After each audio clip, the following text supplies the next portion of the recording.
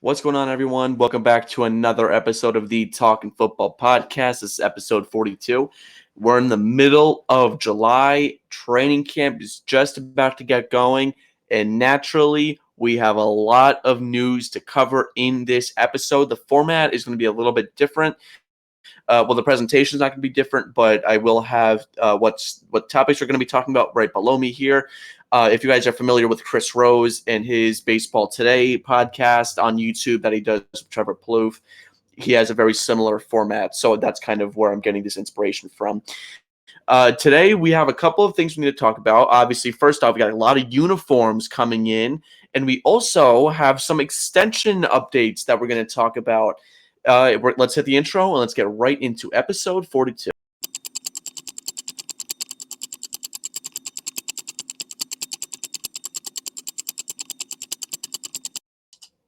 All right, so training camp is starting in the next week-ish, based on when I'm recording this. I know rookies are starting to come in, and then obviously at some point we're going to have some of the vets come in, and the holdouts are going to start to come on a little bit more. We obviously know two of the big ticket holdouts are Terry McLaurin and TJ Watt. Now, in this past week, since I last uploaded episode 41, I know I talked about those two. TJ Watt, we've got nothing new out of that camp based on what I know. We have no new information about a stalemate, I'm pretty sure. But I believe something is going to get done at some point. In Washington, though, we have a totally different scenario here. It's very different. Terry McLaurin was just interviewed about this, and I have a clip that I'm going to show in a little bit from Jordan Schultz, where he was kind of talking about this, and I thought it was very interesting. Let me just pull it up, and I'll show you guys exactly what I mean. Let's take a look at this. The contract. Yeah. So many different things swirling around. Are you happy, not happy? What's going on? Yeah, I've been pretty frustrated. I'm not gonna lie.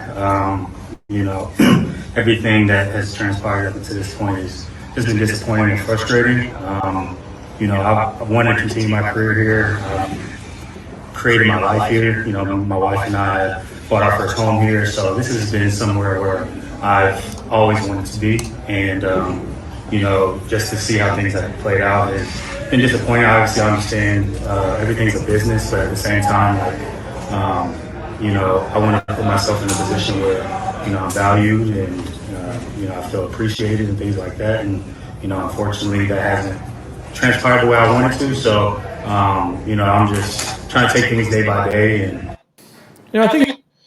And that's very interesting, obviously. That's a very interesting point there as the end of the clip there. Obviously, credit to Jordan Schultz for that upload. Jordan Schultz, he's a great reporter. Definitely check him out. He does great things I believe he works for Fox Sports. Definitely take a look. Definitely check out Jordan Schultz. He's got up-to-the-minute news. I would definitely look at his stuff at some point. He's got great news. So definitely take a look. Definitely be on the lookout for other news from that camp. So that's very interesting. So Terry McLaurin is coming out of this interview when he's thinking, look, this is a team that I want to play for. This is not somewhere where I'm like, you know what? I mean, they should overpay for me to stay here. He's not thinking that at all. He's like, you know what? I want to be here. I want to build a family here. This is the roots of my life. I want to be here. I really do. And he's saying, look, it's just a shame that we haven't made much progress. It's obviously frustrating. So what does Washington do with this? Well, if I'm Washington, heck, I'm getting on the phone. What do you want? And I'm curious to know what the holdup is, because generally these last few contracts, Chase, Higgins, Jefferson, Lamb, for the bigger ones that came out recently, what were the reasons that they weren't really agreeing? And it was mainly because of guaranteed money, and that's usually what it comes down to.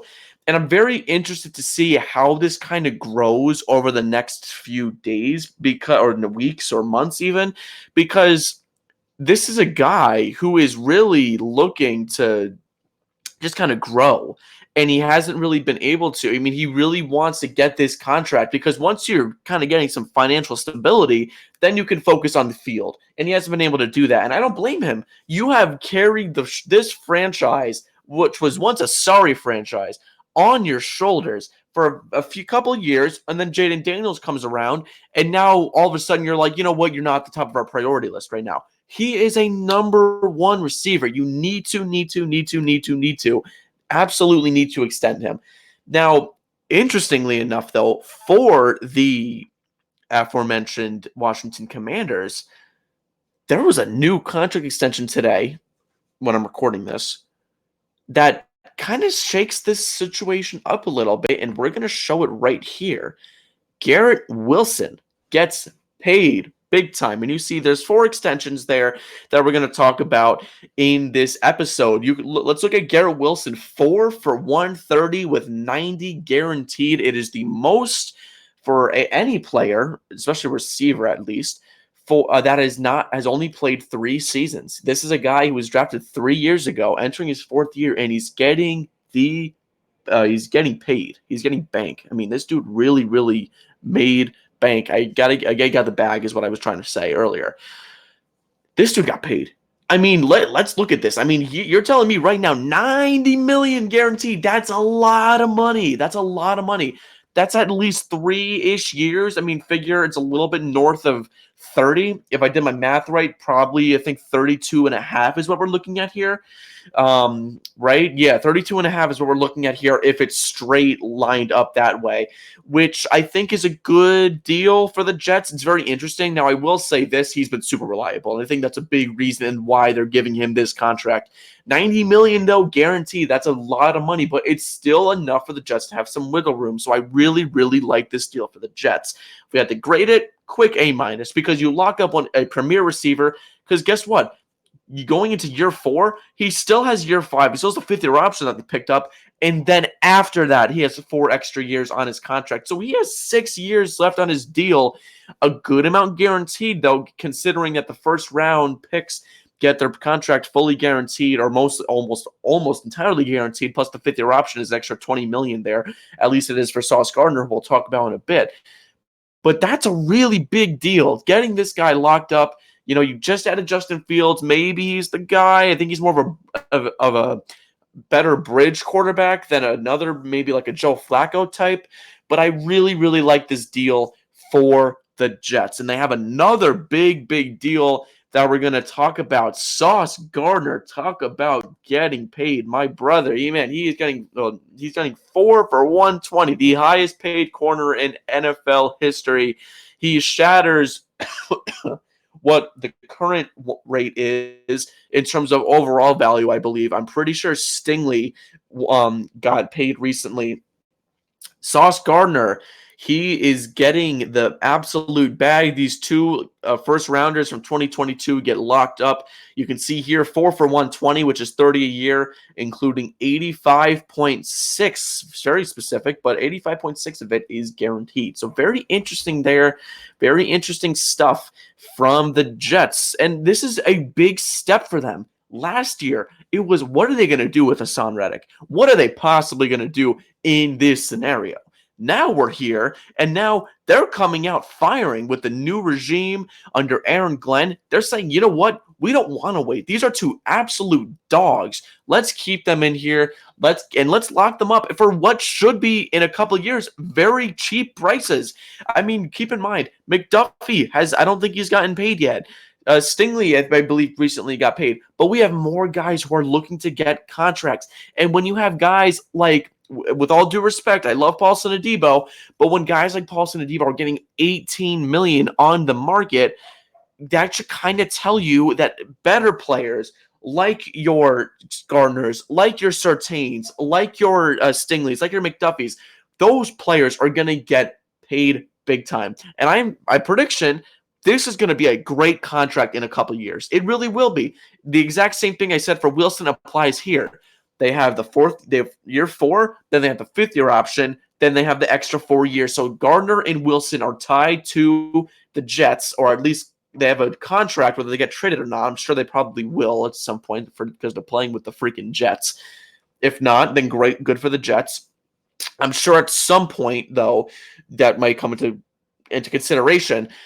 The Jets now have these 2 studs under their belt for 6 years. That is a massive thing to think about.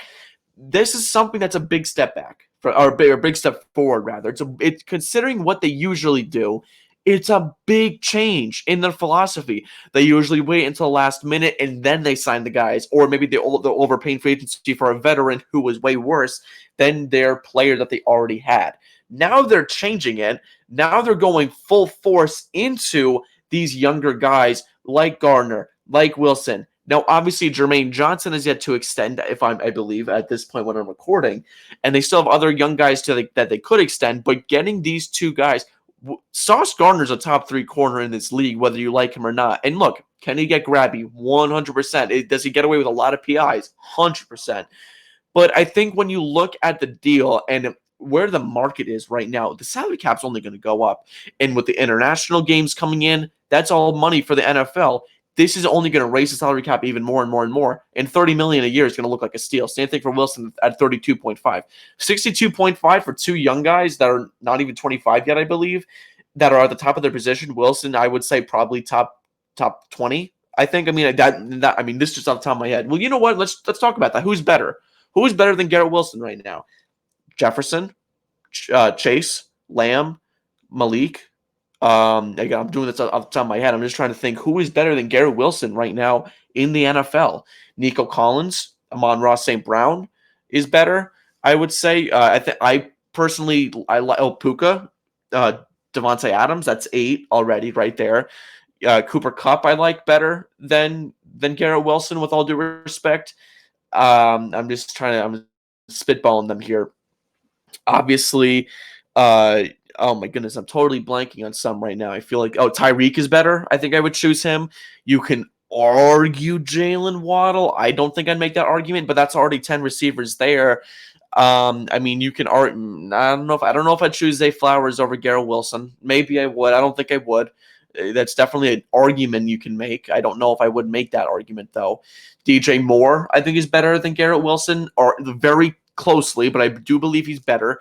Mike Evans, I think, is better, and that's 12 right there. So maybe, let's say, a top 15 receiver in the NFL at this point, right? Because I don't think there's many others that are better than Garrett Wilson. So top 15 as a receiver, that's big time. I mean, that you have a really good wideout one. Okay. You really do. And you can argue T. Higgins as well if you want to throw him in there. So they have a good core here. They really do. It's good for the Jets. They got 2 big extensions. I would say A minus, anywhere in the low A, mid A range I would give for these guys. Only thing, though, I will say about this, that Garrett Wilson contract, and this is a point I wanted to make, that's going to, like I said this with Sauce Gardner too, I don't know if that's going to be a steal, because there's only a couple of guys left who need to get extended. And obviously, my big concern with Garrett Wilson is production, and I know he's been very, very stable. I don't know. I mean, you're in a division that has guys like Gonzo, that has guys, or you're in a conference that has Jalen Ramsey. I think those are the kind of things you need to think about when you're talking about Garrett Wilson, and when you have a guy like Justin Fields. And I'm not denying. I mean, stats don't tell the whole story, because you can put up 500 yards, but if you only caught like 40 catches, that you're a pretty good receiver. You probably just didn't get a lot of opportunities. I think. Well, obviously depending on the player, because if you're like a Tyler Boyd, we know where you stand. You know what I'm saying? I think, though, at the end of the day, these are good contracts. I think the Garrett Wilson one's a little bit worse than Sauce Gardner's, but you know what? Look, they just added big time names for 4 more years, 6 more years if you include their rookie contract. So really, really good on the Jets. Next one is up, Trey Smith, and this one is very interesting. Excuse me, Trey Smith, franchise tagged by the Chiefs, it looks like he was going to go into free agency without a doubt, and then he gets tagged. And this upcoming Tuesday Tuesday might have been deadline. Actually, may have been you know what? No, I think the deadline was today when I'm recording this, which is very interesting. They come in at the buzzer, 4 years for $92 million, $70 million guaranteed there. That is big time. I mean, for the Chiefs, getting this guy, especially after their horrible Super Bowl. This is $23 million a year for Trey Smith, $70 million guaranteed. Like I said before, it was a dreadful Super Bowl showing. We know that. We know that that was a horrible, horrible, horrible game for the Chiefs. They got mauled, and that was with. I mean, that's like the latest way I can say it. They really did, and I think a big problem that they faced obviously was offensive line protection. And when you have a guy like Trey Smith, you got to keep him. He's the best guard in the league. I think. I don't think there's anyone better than him. Top 3, definitely. He's such a great player. He really is, and he was a 5th round pick too. I mean, or 6th round pick. He was a very late round pick, and they nabbed him. And he was just a great player. He's been a great player. But again, and I'm going to say this again, when you're in a conference that is only loading up, I mean, the AFC I remember when I first started to really understand analytically what football was. Figure say 2017. The AFC was weak, man. It was weak. It was near the heyday of the Patriots dynasty. The next best team, I mean, other than the Chiefs at that point, were just starting to rise up. Maybe the Titans. Maybe the Jags were good for 1 year, then they fell off, and then the Titans were pretty good with Ryan Tannehill, and then they were and that was a big thing, was that the NFC was loaded and the AFC was weak. They completely flipped. The NFC is maybe 2 or 3 good teams. The AFC has 7 or 8 teams that could easily make the Super Bowl, and I wouldn't be really surprised. Re-upping this guy is big. I mean, and especially considering he's on a franchise tag, getting rid of the tag in general, that is massive. That's really, really big that they were able to do that, I think. And entering a season where you're almost on like a bad boy kind of arc, you know what I'm saying? And I don't mean to be cornball when I'm saying that. But you're almost kind of coming into this and you're like, you know what? Maybe we have an extra chip on our shoulder because we got absolutely destroyed in the Super Bowl. Maybe you kind of have a little bit more spice. And I think that's definitely something that we can take a look at for the Chiefs as we enter this year. I think Trey Smith is a great player. Giving him top offensive line money for a top offensive lineman is a good deal. It's an A. Easily an A. Another extension that came in this week is the Chicago Bears. They re-upped Ryan Poles. You can see they're tied to Chicago, for 5 years. And I think this is an interesting deal because he has no good track record. His track record is very poor in terms of winning. Legacy, not there yet. But he's had a great couple of years with Chicago. He has done tremendous things. Traded out of number 1 for 9. In that trade, he got Caleb Williams, a franchise quarterback, or supposedly franchise quarterback. He got DJ Moore. He got Rome Odunze. That alone, plus whoever they got with the second-round picks. They added Luther Burden, who I adore. I think he's an absolute dog. Future dog of the week at some point. I don't know when. Future dog of the week, 110%. He is an absolute dog. I'm going to guarantee it. Dog of the week, Luther Burden at some point. Look, because all he needs to do is 4 for 83 and a touchdown. I'll be like, dog, done. This is a team that's been built very well. They reloaded the offensive line. Joe Thuney is a Bear now. That's big. And they have a better offensive lineman. A better offensive line. I wouldn't say it's a good offensive line. Things better, 100%. Defensively, they're good. Jalen Johnson. Great ball player. Great ball player. And I feel like an unk saying that, but he really is a great ball player. I love Jalen Johnson, what he's been able to do with Bears. Another thing, though, just to add on to it, I'm going to go back to the winning point. He hasn't won at all. So giving this guy an extra 3 years is a little bold. Because if this team doesn't work out, let's say Caleb doesn't develop, now you're tied to him for an extra 2 more years and you still have to pay that. That's kind of a waste of money. I don't know. Maybe it's just me. I feel like it's a little bit of a waste of money. And I guess we can maybe talk about that maybe a little bit more, that his track record is very poor. But I think maybe at the end of the day, maybe I'm being a little harsh. But I think he's been a good GM in terms of moves. On the field, though, it's been very poor. And I'm hoping that he can kind of build a little bit more on that. He's been good, though, again, like I said, in those areas and bringing in players. It's just a matter of making sure that those players can actually perform. Now we're going to move on to the less newsy side, and we're going to go to uniforms. There were a ton of uniforms that came in this week, and I'm super excited to grade them. And I'm hoping what do you guys think of these uniforms that we're going to show? Definitely leave a comment letting me know. First off, we're going to start with the Los Angeles Chargers. So they came out with newish uniforms. Now I'm talking about the ones in the middle. I'm talking about the ones on the outside. They look the same. You can see what Ladd McConkey's wearing next to the all navy. I believe that's new. I don't think they had an all blue before. Everything else looks to be the same. I'm going to show you guys here. I mean, obviously, the all white they had, the white on the yellow, they had the white on the, maybe they didn't have, no, the white on the blue is new. Obviously, the all yellows, which will show a little bit more precisely in a little bit. And then the navy is new. The all blue is new. The blue and the yellow is not, and the blue on the white is not. So they have a couple of new uniforms, definitely, and I really like these. I mean, but the one thing I will say, people have called them the Oregon Ducks of the NFL, and you know what? They're not wrong. They have a million uniform combinations, and they have no rings to show for it. I mean, I think that's definitely something you can definitely talk about, which is kind of funny. For what it's worth, we are going to show a picture that they used on the Instagram. Again, all credit to the teams, the Chargers, and the other teams as well. I'm not going to spoil it. The other teams as well as we get to that point. Those pictures obviously are all from the Instagram, so all credit that goes there. I'll leave that in the description as well. This is one of the promotional pictures that they used of the new yellow uniform. They call Charger Power, I believe is what it says on the top there. I cropped that out because I need to make sure it fit. So it's a very interesting yellow because we remember, if you guys remember, not a couple years ago, it was maybe like 2016, I think, when they first started to do the color rush. The Jaguars did a very similar thing, and I'll show that on the screen now. They did a very similar thing, I believe, if I'm not mistaken. And the Chargers, the Jaguars, it was ugly. I mean, actually, you know what? Let me take that back.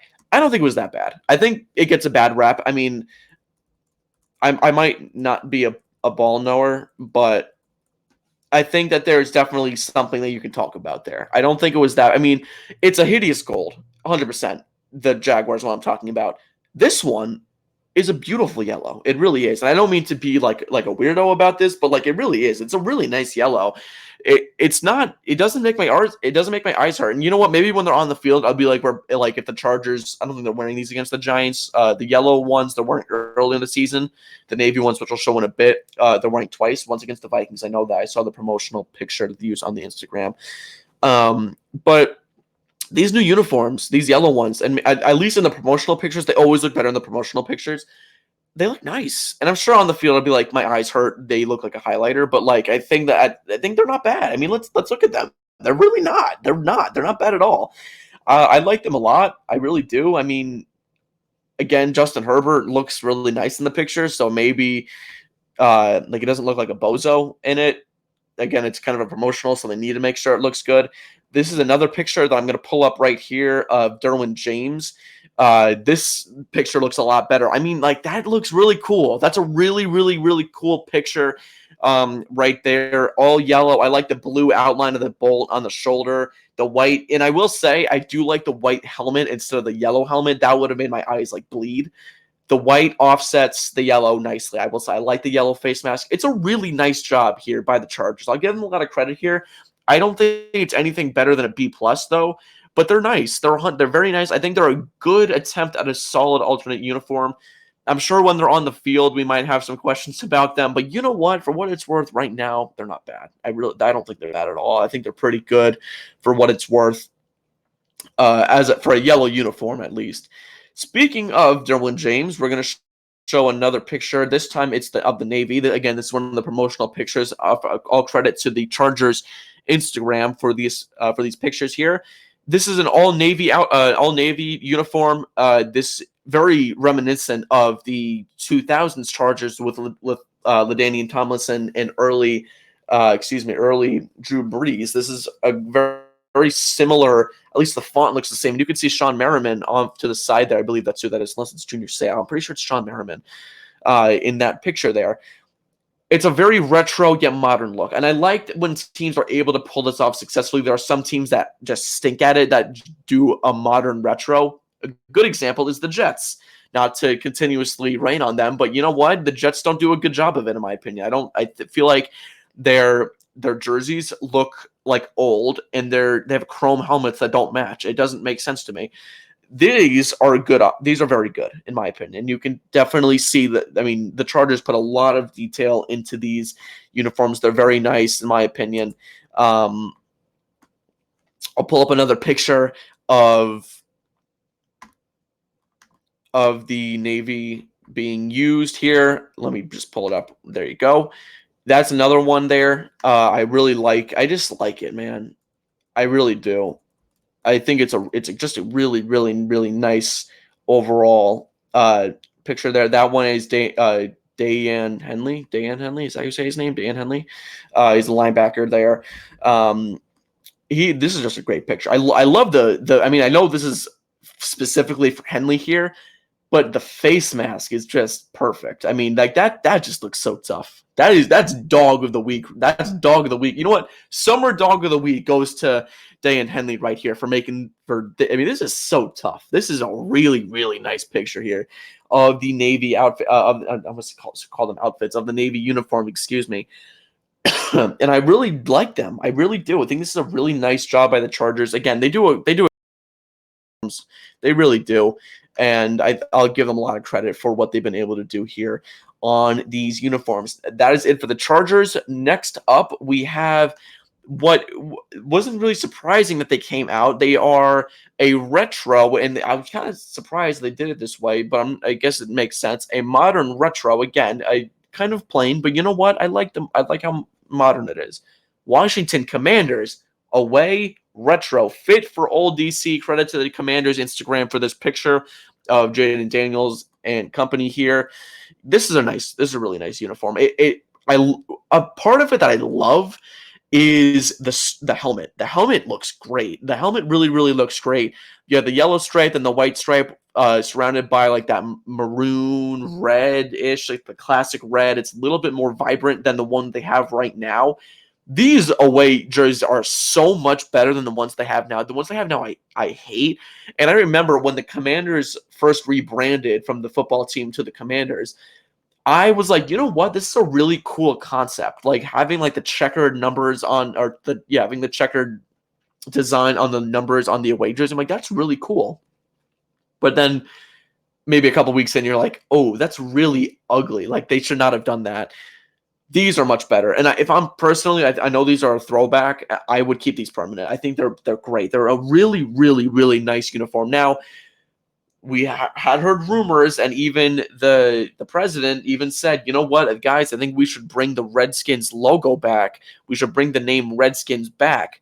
However, many sources are saying in response to that, and they're saying, no, we're not going to do that. Unfortunately, at this point, or I don't know if it's unfortunate. It kind of depends on your look at it. I think the Commanders rebrand is fine. I mean, I think going back to Redskins wouldn't make a ton of sense at this point. You already made a new identity. Don't go back. Like here, just an honest TFP conversation here. Going back to the Redskins is one of two things. One, you need to go all the way back to the 80s when you were the Hogs and when you were winning championships, or you're going back to the Dan Snyder era. And most fans, including myself, I would associate it with the Dan Snyder era more than the Hog era from the 80s when you were winning. I remember if you say Washington owner, I'm thinking of Dan Snyder. I'm not thinking of Josh Harris, with all due respect. He's done a great job. I don't think of Dan Snyder. Sorry, I don't. Or I think of Dan Snyder, excuse me. Going back to the Redskins would really hurt the trajectory of this team. And I know it's a logo, but because the field is split so 50-50, some people want it, some people don't. I would just not go back to it. I personally wouldn't. Or you can have it on one, maybe, or some kind of symbol of it on a classic jersey. I think that's probably your best option. But I wouldn't change the midfield logo back to the Redskins logo. I would not do that. And I know people are saying, "Oh, you have the tribal blessings from the nearby Native American tribes." I wouldn't get into that though. I wouldn't get into that. I personally think that what they do here is great, and I think they should keep it this way. I really do. I think it's a really nice modernized retro look. Kudos to the Commanders, and as a Giants fan, I think they did a great job here. I'll give them credit for that. They really did, for what it's worth. Okay. And it's really hard to make a uniform where you don't have backlash on it. They did a really nice job here. Credit there. Next up, we have the New Orleans Saints. The Saints finally thank you, have finally made their all whites actually all whites. They're a color rush, which is, in my opinion, a top 3 in the league, like actual color rush, not like the new alternate. In terms of alternate, I would say it's top 10, definitely. I love the all whites. There's not much better than this. And they finally went to the all white. I mean, like, I remember when they first were like, you know what, we're going to do. Teams can now make the extra alternate helmet. They can finally do that. And now we're here. And I was like, oh, great. We're going to have an all white Saints uniform. And then they had like this ugly black helmet that didn't even go with the uniform at all. And I'm like, what is this? They finally released a good helmet that goes with it. And I know it's kind of hard to see this, the promotional, again, credit to the Saints Instagram for this one. Saints with the white helmet with the gold face mask, it's perfection here. I really like it. I'm excited to see what it's like on the field. One thing I will say about these helmets and about really a lot of the all whites, I'm a big fan of all whites, but at least in my opinion, I don't think I've seen an all white that makes me go like, ooh, that's really nice. I mean, the Vikings, I think, is okay. I think it's okay. It's nothing more than okay. Their presentation of it is amazing, but the jersey itself, by itself, is okay. If it was I'm just saying, for what it's worth, if it was a road jersey, it's an okay jersey. But because it's a classic, or not a classic, it's an alternate jersey that they use, and they make the Viking in the middle of the field all white. They make the end zones white. It's a white out, and the aura is all there. It's a better jersey. But I think by itself, it's an okay jersey. You know who does an all white really well? Cleveland. They have an amazing all white jersey. It's really, really nice. They do an all white jersey very well. I can't think of anyone else who does an all white, but I think the Saints are going to give Cleveland a run for their money. Oh, Green Bay does an all white, but it's their white jersey with a white helmet. It's not like super crazy there. But I think the Saints are going to give them a run for their money, Cleveland. I really do. I'm really excited to see what this looks like on the field. Again, I'm hoping they do something similar to the Vikings where the presentation's a little bit differently. Excuse me, instead of having something else. But I guess we'll see. Last but certainly not least, we have the Tampa Bay Creamsicles are back for the 50th anniversary of the Tampa Bay Buccaneers. And man, these are fresh.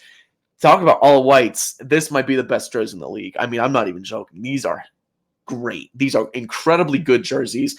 Really good job by the Tampa Bay Bucks. I know that last year they brought back or maybe 2 years ago they brought back the creamsicle jerseys, and they did the actual creamsicle colors. Now they're going all white. This is beautiful. It's a beautiful, beautiful jersey. It really is. I mean, like, I don't think they should change what their normal jerseys are. I think their pewter looks great. I don't know if that's even still a jersey that they have. I think their red, like, their jerseys are really good. Okay.